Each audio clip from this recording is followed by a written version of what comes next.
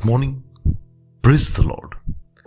Blessing for nation ministry Gujarat से मैं आपका भाई सैम क्रिश्चियन। परमेश्वर ने दिए हुए आज के इस नए सुंदर दिन पर आप सबको प्रभु यीशु के नाम से जय मसीह की। आज हम पवित्र शास्त्र बाइबल में से प्रभु के इस वचन पर अध्ययन करेंगे।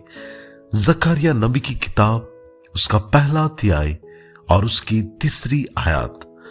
वहां पर प्रभु के वचन में लिखा है, इसलिए तू इन लोगों से कह, सेनाओं का यहोवा यो कहता है, तुम मेरी ओर फिरो।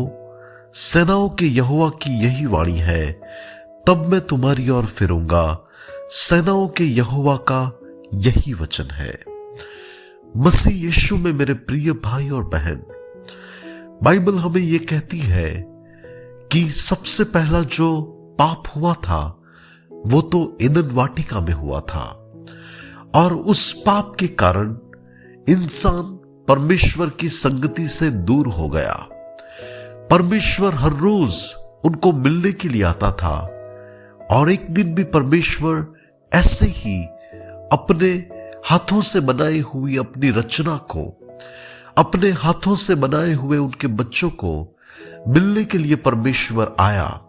लेकिन पाप के कारण ये दोनों, आदम और हवा, छिपे हुए हैं, और परमेश्वर सवाल कर रहा है, हे आदम तू कहां है?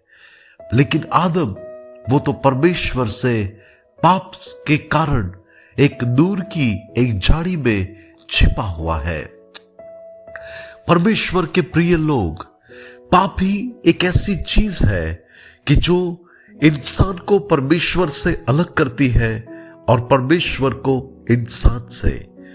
क्योंकि परमेश्वर आज, कल और युगानुयुग परमेश्वर पवित्र परमेश्वर है। वो कभी भी अशुद्ध नहीं हो सकता, वो कभी भी पाप को अपना नहीं सकता। किसी ने सच कहा है, परमेश्वर मनुष्य से प्रेम करता है लेकिन वो पाप से घृणा करता है। पाप को परमेश्वर पसंद नहीं करता, लेकिन परमेश्वर चाहता है कि मनुष्य हमेशा पाप में न रहे।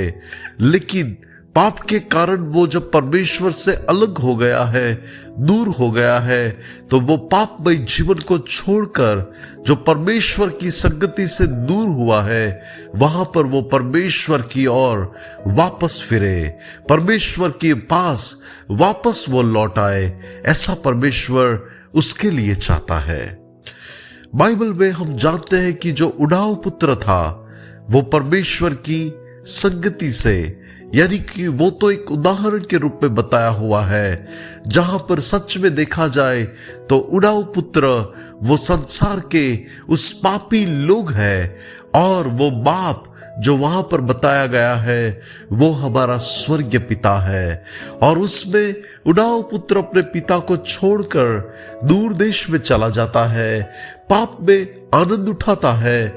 लेकिन कुछ ही दिनों में, कुछ ही समय में उसे मालूम पड़ता है कि जब तक मेरे पास सब कुछ था, लोग मेरे अगल बगल में थे, लेकिन जब सब कुछ उसके पास से दूर चला गया, लोग उसे छोड़कर चले गए। और दूर देश में चले जाने वाला ये बेटे को पश्चाताप होता है कि मैंने ये गलत किया है, मैंने मेरे पिता को छोड़कर अपने ही पांवों पर कुल्हाड़ी लगाई है। उसे एहसास होता है कि मैंने जो किया है वो गलत है, और मुझे मेरे भले पिता के पास, मुझे प्रेम करने वाले मेरे पिता के पास वापस लौटना है। चाहे वो मुझे बेटा कहकर ना भी बोलाए, चाहे मुझे वो बेटा कहकर वो मुझे ना भी अपनाए, लेकिन यदि मुझे उसका नौकर बनाकर भी उसके घर में स्थान देगा तो भी मेरे लिए बहुत बड़ी बात है। और वो पश्चाताप के साथ जब एक सच्चा निर्णय लेता है कि वो उसके पिता के पास लौटेगा, और जब वो लौट कर आता है तब बाइबल कहती है कि उसका पिता उसे दूर से देखता है और दौड़कर वो अपने बेटे के पास आ जाता है, उसे गले लगा लेता है, उसे चूमता है, और वो आनंद करता है कि उसका बेटा उसकी ओर लौट आया है।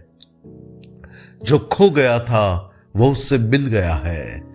परमेश्वर के प्रिय लोग, जब हम सच्चे हृदय से पश्चाताप करते हुए परमेश्वर के पास लौट आते हैं, तब चाहे हमने कैसे भी पाप क्यों न किए हो, परमेश्वर उन सारे पापों की क्षमा देकर यीशु के लहू में हमें शुद्ध करता है और वो हमें गले लगाकर अपना लेता है।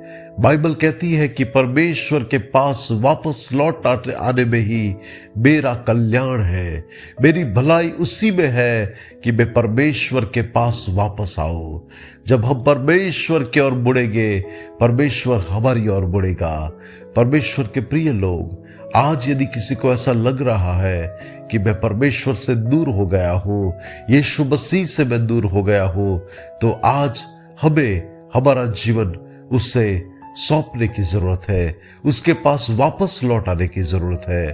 तब परमेश्वर हमें अपनाएगा और वापस हमें अपनी आशीषों से भरपूर करेगा।